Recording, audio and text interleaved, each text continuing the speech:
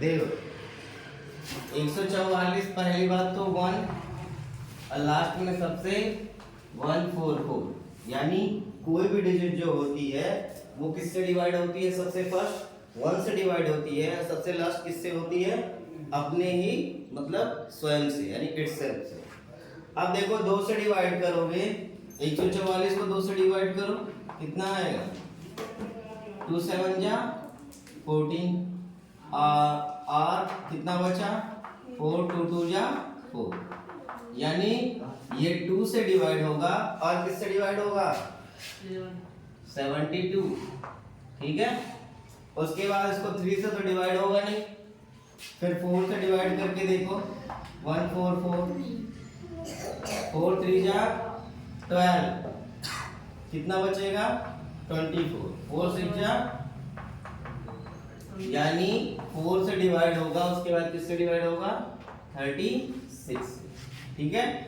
5 से डिवाइड होगा नहीं, 6 से करके देखो, 1 4 4, 6 2 जा 12, ठीक है। कितना बचेगा? 2 4 6 4 जा 24, यानी 6 से डिवाइड होगा और किससे डिवाइड होगा? 24 से। अब देखो 7 से होगा नहीं, 8 से करके देखो, 8 1 जा 8, कितना बचा? 6 और 64, 8 8 जा 64, ठीक है। यानी ये 8 से डिवाइड होगा और किससे होगा? 18 से, ठीक। अब क्या बचा? 9 से होगा नहीं, 10 से होगा नहीं, 11 से होगा नहीं, 12 से होगा। 12 1 जा 12, 2 24, 12 2 जा 24, यानी जो मिड आ रहा है 12 आ रहा है। तो इसके ये क्या हो गए? फैक्टर हो गए। कौन कौन से? 1 2 4 6 8 12 18 24 36 72 और 144। तो कोई भी ऐसे नंबर दिया रहेगा तो उसका फैक्टर हम ऐसे ही फाइंड करेंगे, ठीक है। अब दूसरा क्वेश्चन इसमें कह रहा है right the first 5 multiples of the following, ठीक है। अब देखो इसके मल्टीपल्स फाइंड करने के लिए हमने क्या बताया था कि जैसे हम लोग क्या करते हैं, टेबल लिखते हैं। टेबल लिखने से लोग जानते होंगे ना, मल्टीप्लाई करना तो जानते होंगे। अब जैसे तुम्हारा कह रहा है 25 का क्या लिखना है? मल्टीपल लिखना है, वो भी कौन सा? फर्स्ट 5।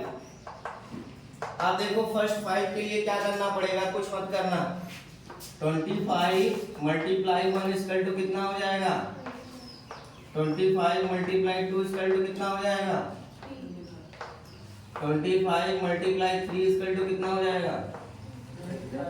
25 मल्टीप्लाई 4 इक्वल टू कितना हो जाएगा? 25 मल्टीप्लाई 5 इक्वल टू कितना हो जाएगा? ये तुम्हारे फर्स्ट 5 मल्टीपल हो गए किसके? 25। अब मल्टीपल के केस में भी एक चीज होती है कि जब हम मल्टीपल लिख रहे होते हैं तो पहला मल्टीपल उसका ही इटसेल्फ होता है। क्या होता है?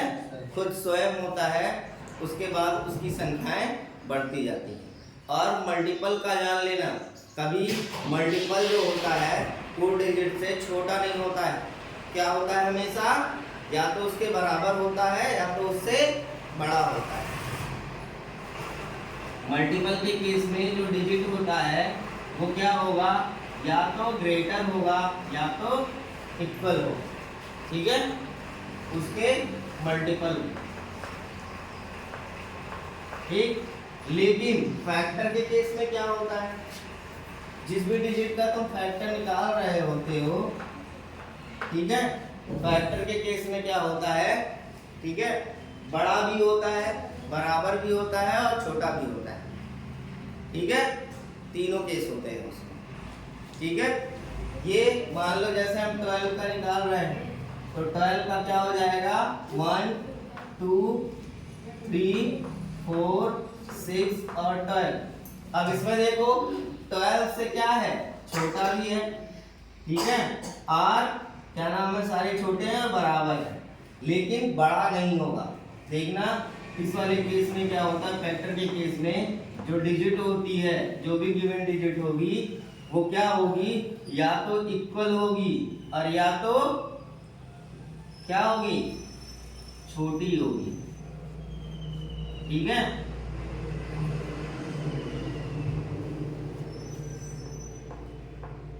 या तो इक्वल होगी या तो बड़ी होगी, किससे, हमेशा तुम्हारे ये जो फैक्टर होंगे। समझ में आया? अब देखो अगला क्वेश्चन कह रहा है right the multiple of 50 line between 40 and 110।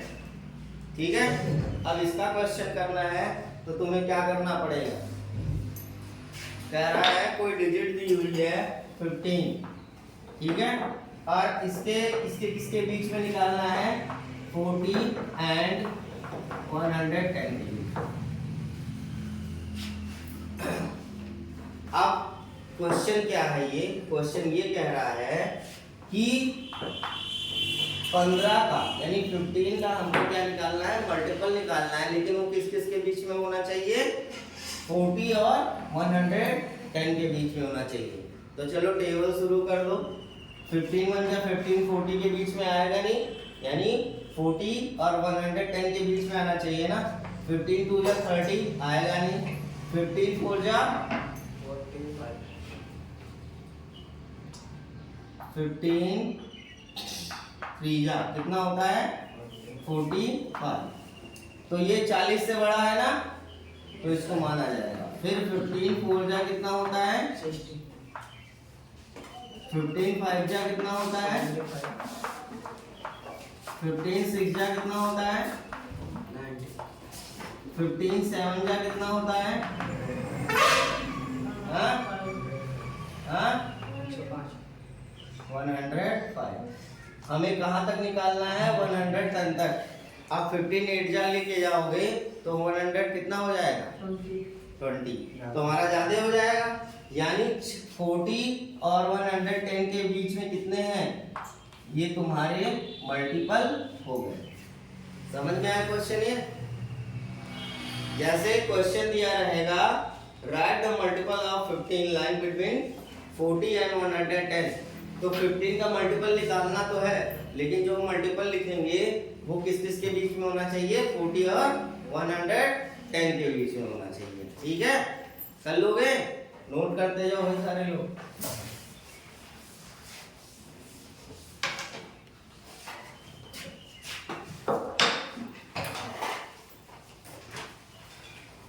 अब इसी में कह रहा है right the number from 1 to 100 and find the following.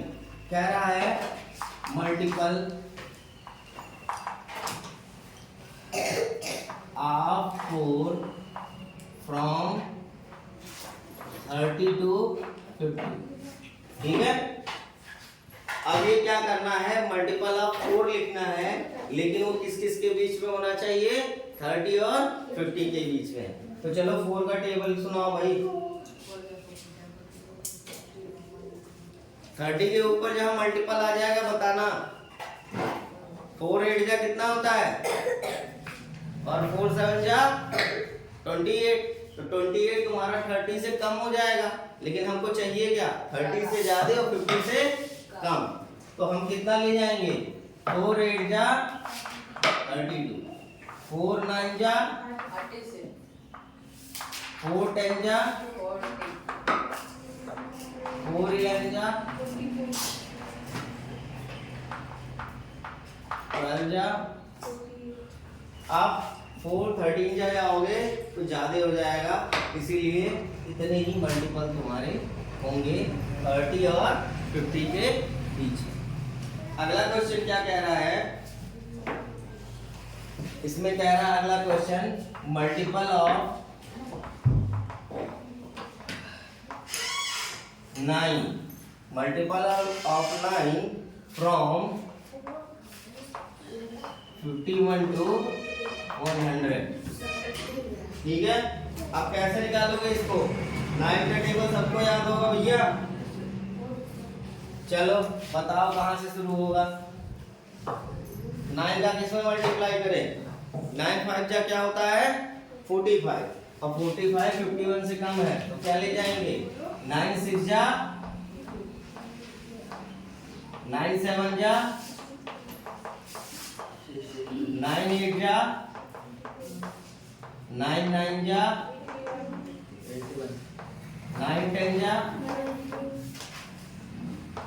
9 11 जा। बस इसके आगे जाओगे तो तुम्हारा 100 के ऊपर हो जाएगा। तो ये मल्टीपल ऑफ 9 है फ्रॉम किससे 51 टू 100। क्लियर हो गया? आ जाएगा ये क्वेश्चन।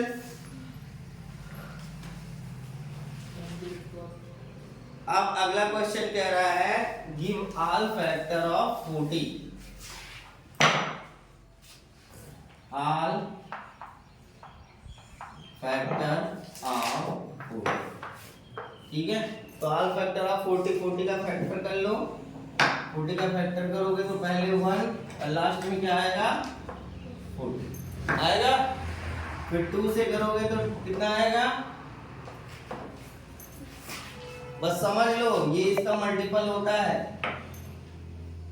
1 का मल्टीप्लाई 40 में करोगे कितना आएगा 40। 2 का मल्टीप्लाई 20 में करोगे कितना आएगा 40, ठीक है। 3 से डिवाइड होगा नहीं, 4 से करोगे तो 4 का मल्टीप्लाई किसमें करोगे 40 हो जाए। 4 10 जा 40। और कुछ होता है 5 का 8 से मल्टीप्लाई करोगे 5 8 जा 6 का भी होता है क्या? हाँ 8 का होता है। तो 8 का तो हो गया। देखो 1 2 4 5 8 10 20 40 जो हम लिख रहे होते हैं ना वो ही फैक्टर जो होता है एक दूसरे का मल्टीपल ही होता है। जैसे 1 का 40 में मल्टीप्लाई किए तो 42 का 20 में किए तो 44 का 10 में किए तो 45 का 8 में किए तो 40। क्लियर है?